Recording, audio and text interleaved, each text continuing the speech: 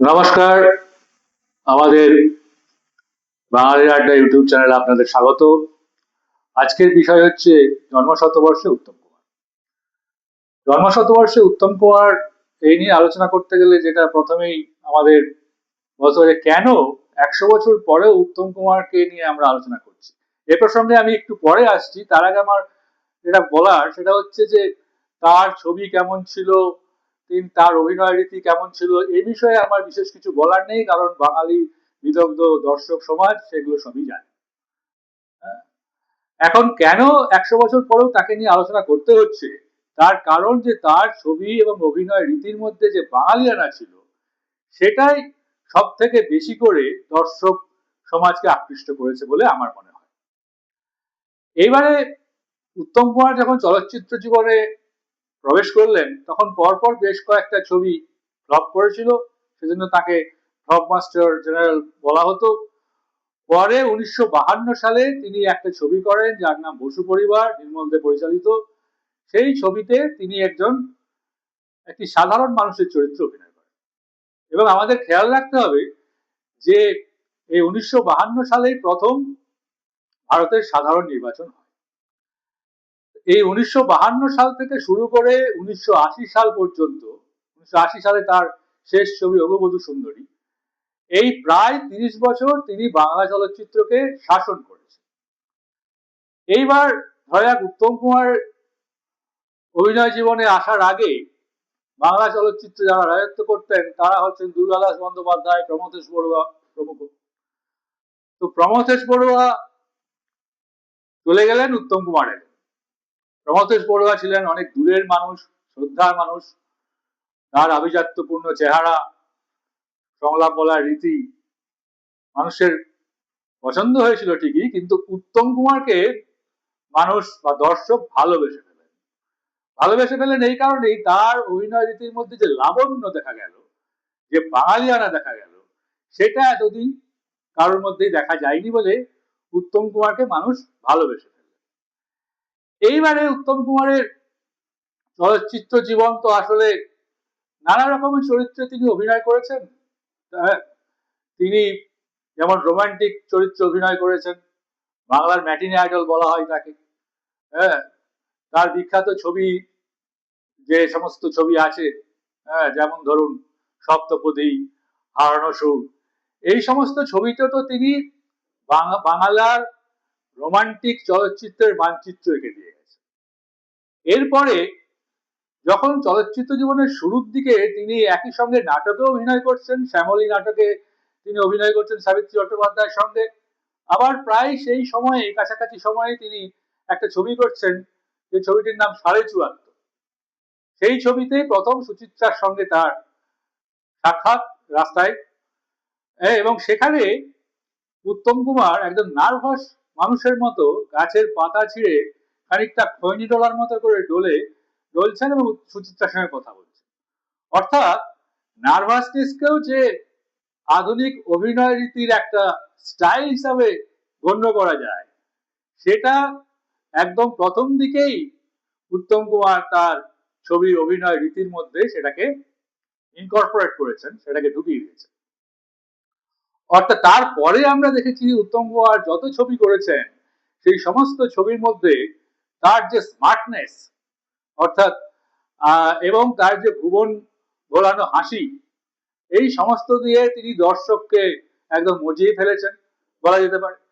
হ্যাঁ, তিনি তার ছবিতে আমার মনে হয় তিনি যে স্মার্ট অভিনয় করেছেন, সেই ছবি তো একটা, সেই অভিনয় রীতি তো একটা টেক্সট হয়ে গেছে। সেই অভিনয় রীতিকে যদি কেউ অনুসরণ করে, তাহলে তার মতো অভিনয়ের খানিকটা পাঠ তিনি পেতে পারবেন। আমার আর একটা কথা মনে হয় এই প্রসঙ্গে, যে এই যে বাংলায় অলিতে গলিতে নানা রকম অভিনয় স্কুল গড়ে উঠেছে, এটার কোনো দরকারই নেই যদি মাত্র উত্তম কুমারের যে 200টা ছবি আছে, 200 বা তার কিছু বেশি, তার ছবি থেকে যদি 10-15টা সিলেক্টিভ ছবি যারা অভিনয় করতে চান তারা যদি দেখেন, তাহলেই তারা অভিনয় সম্বন্ধে অনেকখানি জ্ঞান অর্জন করতে পারবেন বলে আমার বিশ্বাস। কারণ উত্তম কুমার হচ্ছেন অভিনয়ের একটা জীবন্ত ম্যানুয়াল। এইবারে বলা যেতে পারে যে উত্তম কুমার তার অভিনয় রীতির মাধ্যমে তিনি বিভিন্ন ধরনের চরিত্র অভিনয় করেছেন। হ্যাঁ, খলনায়ক করেছেন, চাকর করেছেন। হ্যাঁ, তাকে দেখে চিত্রনাট্য রচনা করা হচ্ছে।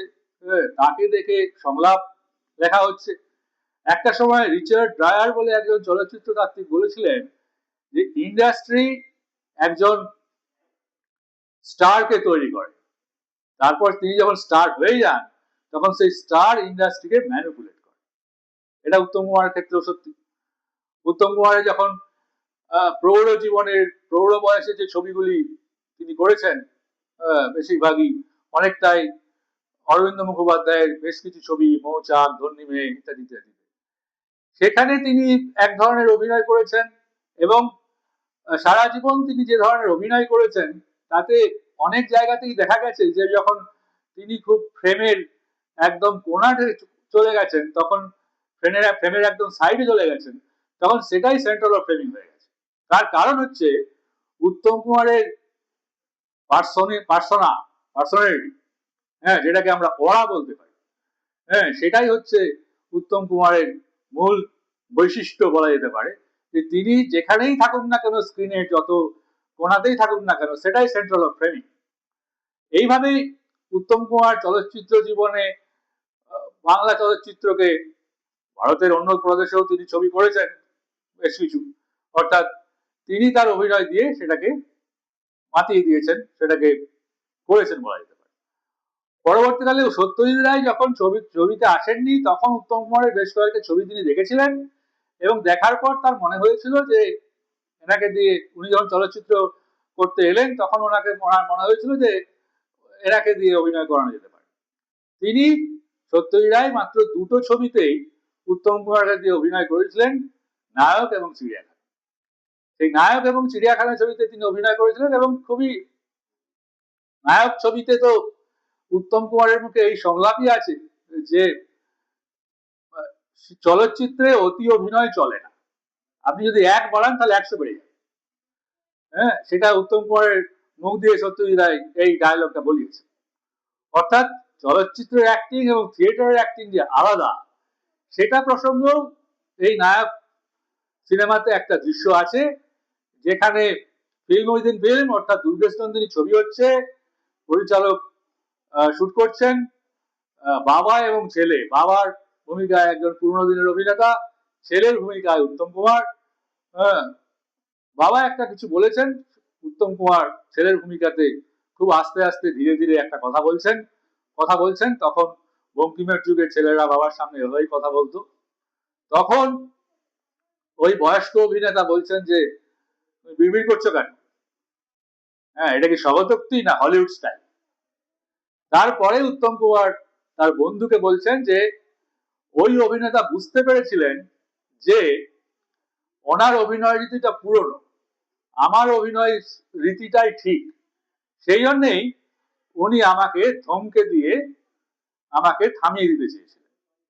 কিন্তু আমি জানি যে সিনেমার অভিনয় রীতি আর থিয়েটারের অভিনয় রীতি আলাদা, অর্থাৎ সিনেমাতে অতি অভিনয় চলে না, চলচ্চিত্রের অভিনয় হচ্ছে ন্যাচারাল অ্যাক্টিং। সেই ন্যাচারাল অ্যাক্টিং এর একদম শেষ কথা বলা যেতে পারে উত্তম কুমার।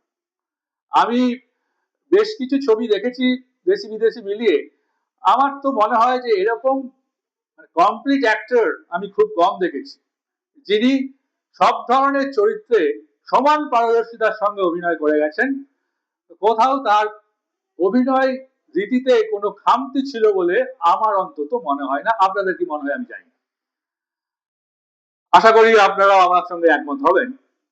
আমি যদিও আপনাদেরকে জোর করতে পারি না, তাও আমি এটাকে এই প্রস্তাব হিসেবেই রাখছি। আর একটা কারণ হলো যে চলচ্চিত্র বোদ্ধারা, চলচ্চিত্রে যারা সমালোচক বা ফিল্ম সোসাইটি আন্দোলনের যারা লোকজন, তারা এক সময় বলতে শুরু করেন যে উত্তম কুমার তো ফিল্ম সোসাইটি আন্দোলনে আসেন না, ছবি টবি দেখেন না, তাও তিনি এত ভালো অ্যাক্টিং কিভাবে করছেন, এত ন্যাচারাল অ্যাক্টিং কিভাবে করছেন। অত্যন্ত সবিনয়ে জানিয়ে রাখি যে তিনি ফিল্ম সোসাইটি আন্দোলনের সঙ্গে যুক্ত ছিলেন না ঠিকই, কিন্তু তারা হয়তো জানেন না বা জেনেও না জানার ভান করেন, সেটা হচ্ছে যে উত্তম কুমার নাইট শোতে রিচার্ড বার্টন মার্সেলো মাস্ত্রোইনি এদের ছবি দেখতেন, এবং মার্লন ব্র্যান্ডো এদের ছবি দেখতেন, এবং সেই ছবি দেখেই তিনি নিজেকে ঋদ্ধ করেছিলেন। তাই যারা এটা ভাবেন তারা খুব একটা ঠিক কথা বলছেন না। তার কারণ হচ্ছে যে উত্তম কুমার যখন চলচ্চিত্র জগতে আসেন, তখন বাংলা চলচ্চিত্র জগতে যারা রাজত্ব করছেন, আমি আগেই বলেছি, প্রমথ বড়ুয়া, দুর্গাদাস বন্দ্যোপাধ্যায়ের মতো মানুষজন। তিনি যখন মারা যান 1980 সালে, তখন তারপরে বাংলা চলচ্চিত্রের অবস্থা যে খুব খারাপ হয়ে যায় এটুকু বলাই যায়।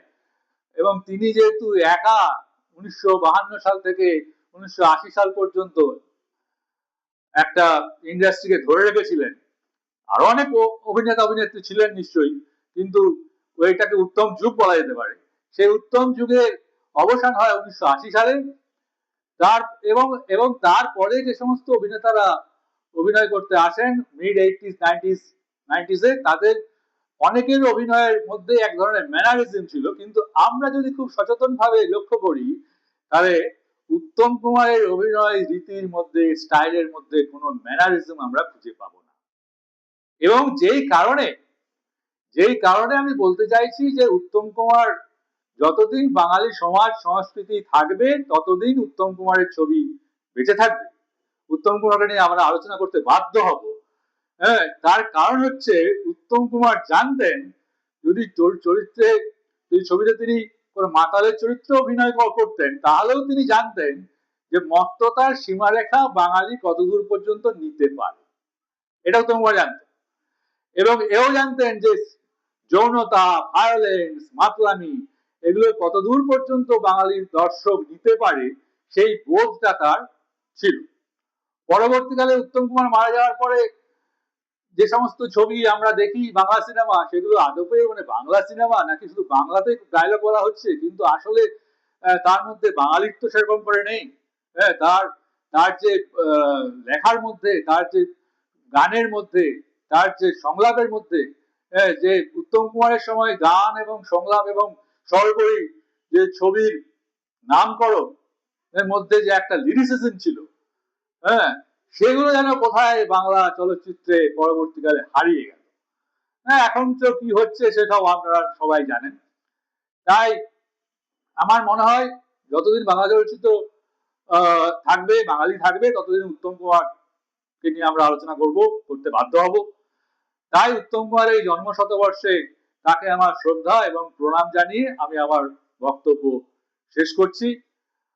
আর এই আমাদের ইউটিউব চ্যানেল যদি আপনাদের ভালো লাগে বা পছন্দ হয়, তাহলে আপনারা সাবস্ক্রাইব করবেন, কমেন্ট করবেন, ভিডিওতে শেয়ার করবেন, ইত্যাদি ইত্যাদি বলে আমি বিদায় নিচ্ছি। নমস্কার।